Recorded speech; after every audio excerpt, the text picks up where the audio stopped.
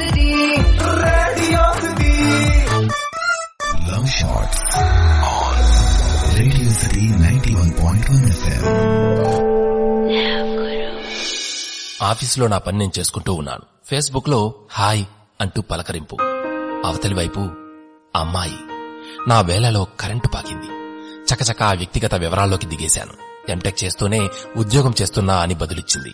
నేను నా వివరాలిచ్చేశాను. ఆ తరువాత ఎప్పుడో గాని మా మధ్య మాటలు కలవకపోయేవి. నా ఉద్యోగం అలాంటిది మరి. నిమిషం ఖాళీ దొరికినా తనకే ఆ సమయాన్ని కేటాయించేవాణ్ణి.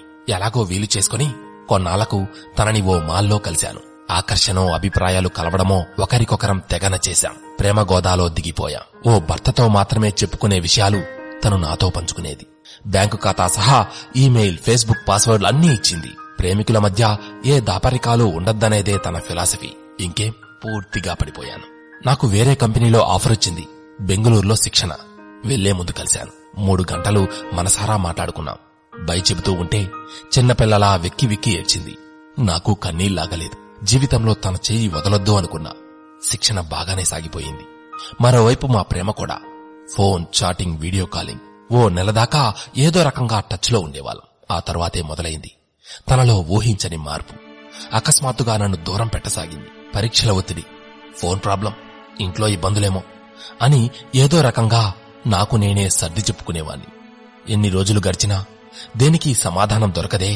పిచ్చిక్కిపోయేది. పాస్వర్డ్లు గుర్తొస్తున్నాయి. ఆఖరి ప్రయత్నంగా తన ఖాతాలు తెరిచాను. నెల రోజులుగా ఆ ఖాతాలను తను వాడిన దాఖలాల్లేవు.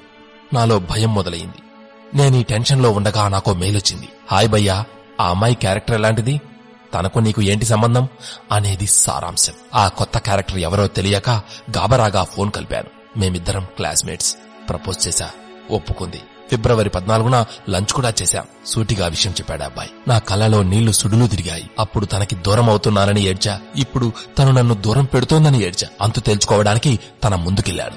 వాడు చెప్పింది నిజమేనా అని నిలదీశాను. హా అంది ఏమీ ఎరగనట్టు. బూతులు తిట్టా. నాకివ్వాల్సిన 100 ఎప్పుడో ఇచ్చేశాగా అన్నంత సింపుల్ గా హే నేనెప్పుడో నీకు బ్రేకప్ చెప్పేశాగా అంది. ఏడ్వాలేక నవ్వా. పరిచయం పెంచుకుంది. ప్రపోజ్ చేసింది. అడక్కముందే అన్నీ చెప్పింది. ఇప్పుడేమో ఏమీ ఎరగనట్టు బ్రేకప్ అంటోంది. అది అసలు మా మధ్య ఏ గొడవ లేకుండానే. ఒక అమ్మాయిలో ఇన్ని కోణాలా? బాధపడ్డాను. కాని దేవదాసు కాలేదు. మిత్రులారా, మెరిసేదంతా బంగారం కాదు. ఆలోచించి తెలివైన నిర్ణయం తీసుకోండి. ఇట్లు మీ మిత్రుడు. Radio City Podcast.